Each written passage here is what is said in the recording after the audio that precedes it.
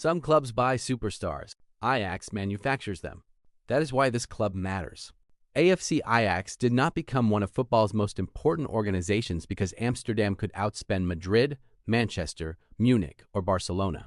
Ajax became important because it built something those clubs could not simply buy: a football operating system, a way of scouting, a way of training, a way of developing players, and a way of playing that helped change the sport itself. Ajax did not just win trophies. Ajax helped design modern football. This is inside the franchise of Ajax.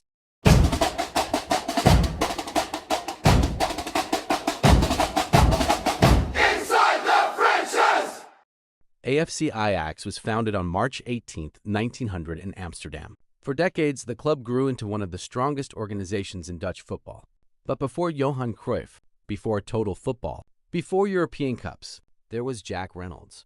Reynolds arrived in 1915 and helped create the foundation of what would eventually become the Ajax identity. He emphasized technical skill, attacking football, youth development, and the idea that the entire club should teach the game the same way.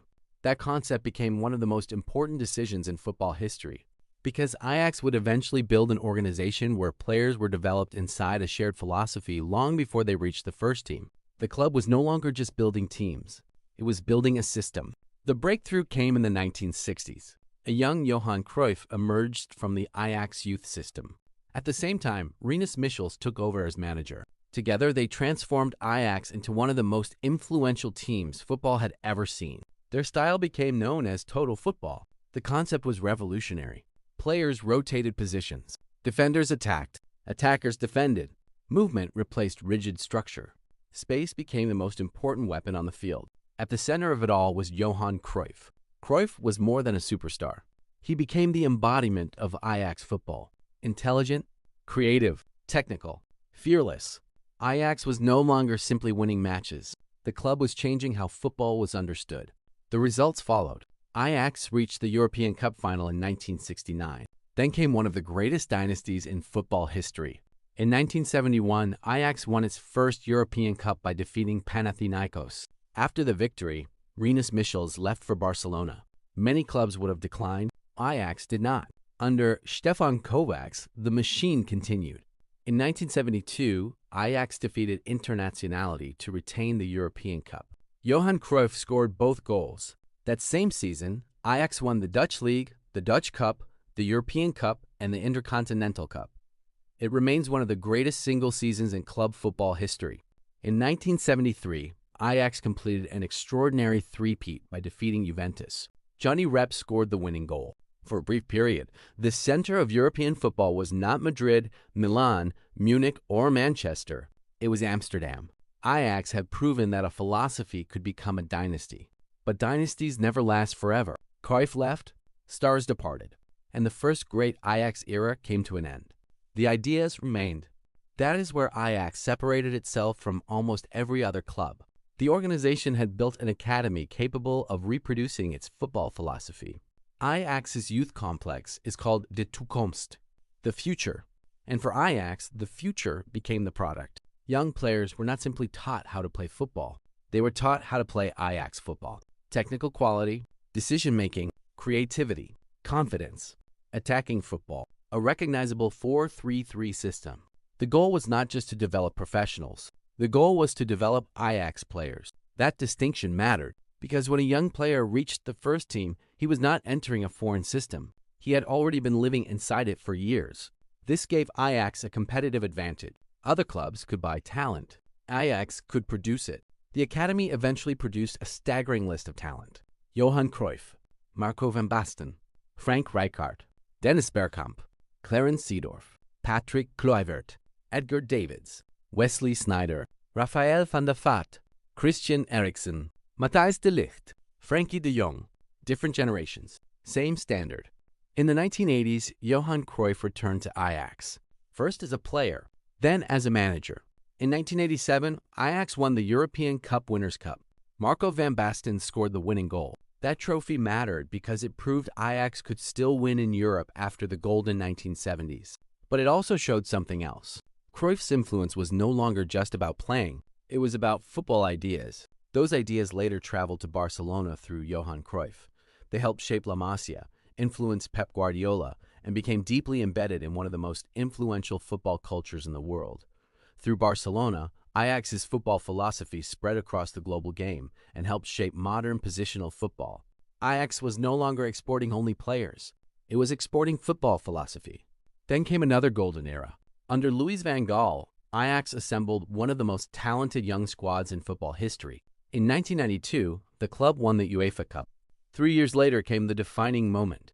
In the 1995 Champions League final, Ajax faced the mighty AC Milan. Remarkably, Ajax reached the final without losing a single match during the entire Champions League campaign. A young Ajax team shocked Europe. Patrick Kluivert scored the winning goal. Ajax were champions of Europe again. Later that year, Ajax became world champions. For the second time, the club had climbed to the top of football. But once again, success created a problem. The richer leagues came calling. Stars left. Television money exploded across Europe, and keeping elite players became harder than ever. That challenge still defines Ajax today. The club is expected to produce world-class players. But the better those players become, the harder they are to keep. Develop, win, sell, reinvest, repeat. That became the Ajax cycle. When it works, Ajax can compete with clubs that spend far more money. When it fails, the club can decline quickly. Ajax's challenge is not creating talent. It is replacing talent fast enough to stay competitive. Every successful generation eventually attracts Europe's richest clubs. The question is whether the next generation is ready before the previous one leaves. That is why Ajax is one of the most fascinating organizations in sports. The club is constantly rebuilding while trying to remain itself. Before the next great Ajax team emerged, the club experienced one of the most emotional moments in its history. Abdelhak Nouri, known to supporters simply as Appie, Nouri was one of the brightest talents to emerge from the Toekomst. Creative, technical, loved by teammates and supporters. In 2017, during a pre-season match, Nouri suffered cardiac arrest and sustained severe and permanent brain damage. The tragedy deeply affected the club. His number, 34, became a symbol throughout Ajax. For supporters, Appie represents something bigger than football. He represents the human side of the academy, the dreams, the friendships, the people behind the system. His story remains part of the emotional heart of modern Ajax. In 2019, Ajax reminded the world who they were. Led by Erik ten Hag, the club assembled another brilliant young team. Matthijs de Ligt, Frenkie de Jong, Donny van de Beek, Hakim Ziyech, Dusan Tadic, and others. This team played fearless football. They eliminated Real Madrid, then Juventus, and suddenly Ajax stood one match away from the Champions League final. For a moment, it felt like the old days. Young, bold, technical, fearless. Tottenham eventually ended the dream in dramatic fashion. But the message was clear. The Ajax model still worked. It was simply harder to sustain in modern football. The years that followed were difficult. Key players departed.